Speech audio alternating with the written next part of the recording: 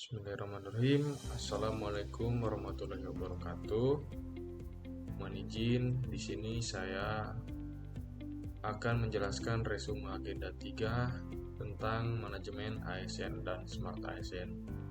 Pelatihan dasar CPNS Kementerian Perhubungan tahun 2024, angkatan 24 kelompok 4. Izin memperkenalkan diri, nama saya Faras Rifka Maulana, NIP 2008 30 2023 10 1001. Baik, langsung masuk ke dalam materi pengertian manajemen ASN. Manajemen ASN adalah pengelolaan ASN untuk menghasilkan pegawai ASN yang profesional, memiliki nilai dasar, etika profesi, bebas dari intervensi politik, dan bersih dari praktik KKN.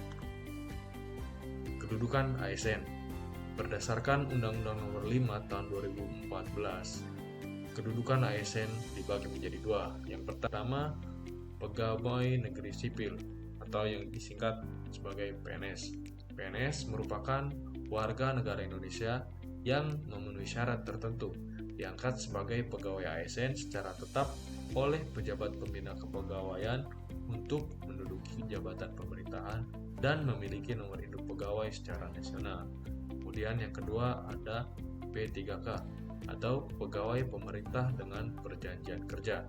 Warga negara Indonesia yang memenuhi syarat tertentu yang diangkat berdasarkan perjanjian kerja untuk jangka waktu tertentu dalam rangka melaksanakan tugas pemerintahan sesuai dengan kebutuhan instansi pemerintah dan ketentuan perundang-undangan.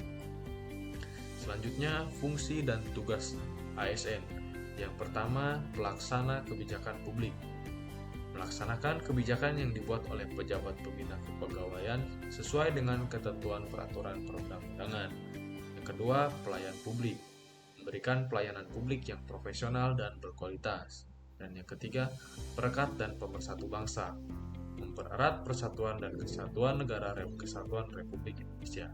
Sesuai peran yang disebutkan, ASN diharapkan dapat memberikan kontribusi positif dalam pembangunan, pelayanan publik, serta memperkuat persatuan dan kesatuan bangsa Indonesia. Kemudian, hak PNS.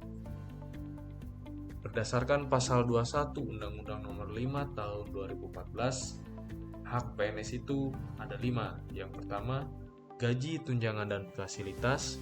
Yang kedua, cuti. Yang ketiga, jaminan pensiun dan jaminan hari tua. Yang keempat, perlindungan. Dan yang kelima, pengembangan kompetensi. Kemudian, hak P3K.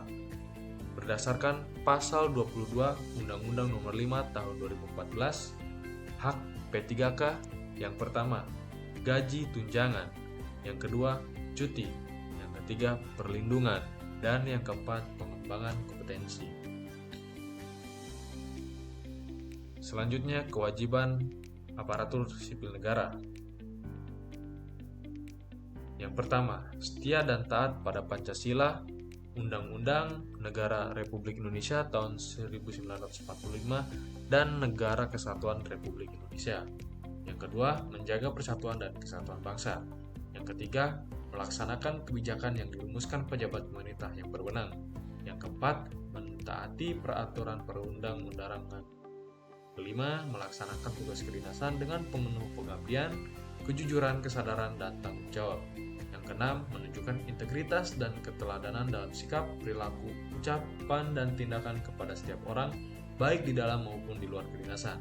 Yang ketujuh, menyimpan rahasia jabatan dan hanya dapat memukakan rahasia jabatan sesuai dengan ketentuan perundang-undangan. Dan yang kedelapan, bersedia ditempatkan di seluruh wilayah NKRI. Kewajiban ASN ini suatu beban atau tanggungan yang bersifat kontraktual, sesuatu yang sepatutnya dilaksanakan oleh ASN. Selanjutnya, kode etik dan perilaku ASN.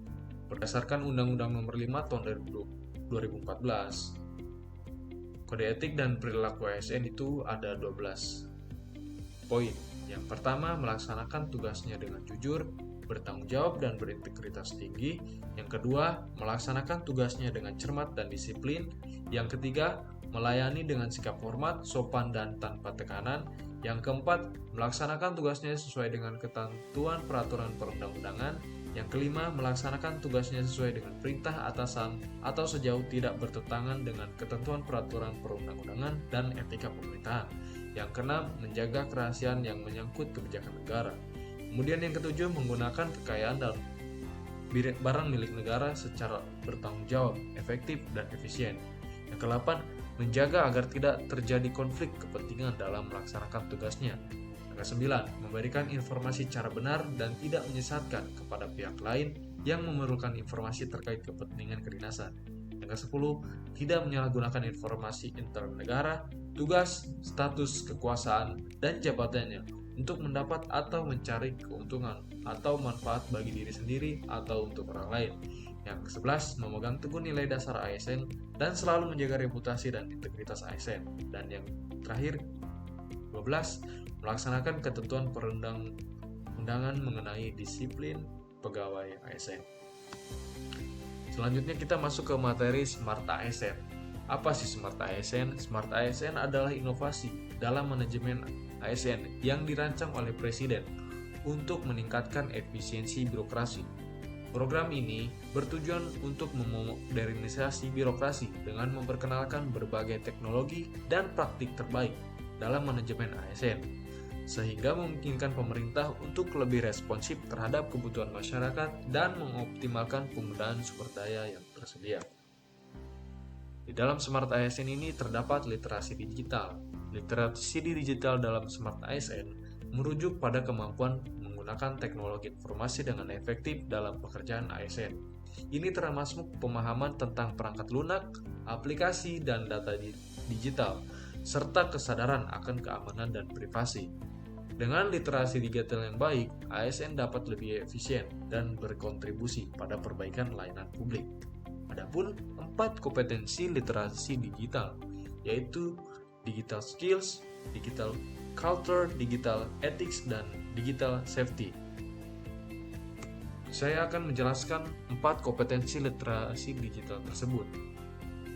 Yang pertama, digital skill, yaitu kemampuan mengetahui, memahami, dan menggunakan perangkat keras dan piranti lunak TIK, serta sistem operasi digital dalam kehidupan sehari-hari. Kemudian, kompetensi literasi digital yang kedua ada digital culture, yaitu kemampuan membaca, menguraikan, membiasakan, memeriksa, dan membangun wawasan kebangsaan, nilai Pancasila dan Bhinneka Tunggal Ika dalam keseharian, dan digitalisasi kebudayaan melalui pemanfaatan TIK.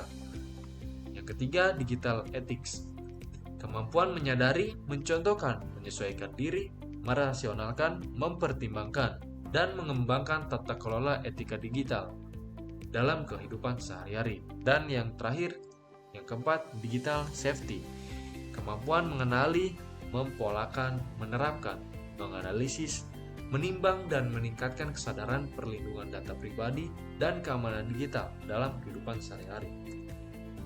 Kesimpulan dari resume agenda 3 tentang manajemen ASN dan Smart ASN. Manajemen ASN adalah upaya pengelolaan sumber daya manusia ASN untuk mendukung pemerintahan dan layanan publik melalui pengembangan kompetensi, penilaian kerja, penilaian kinerja, dan teknologi informasi. Diharapkan ASN dapat membangun birokrasi yang profesional, transparan, dan responsif.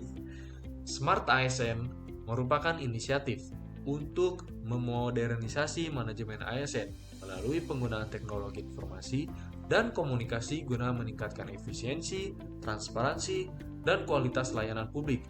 Dengan mengimplementasikan Smart ASN, diharapkan birokrasi dapat lebih responsif terhadap kebutuhan masyarakat dan lebih efisien dalam penggunaan sumber daya tersedia.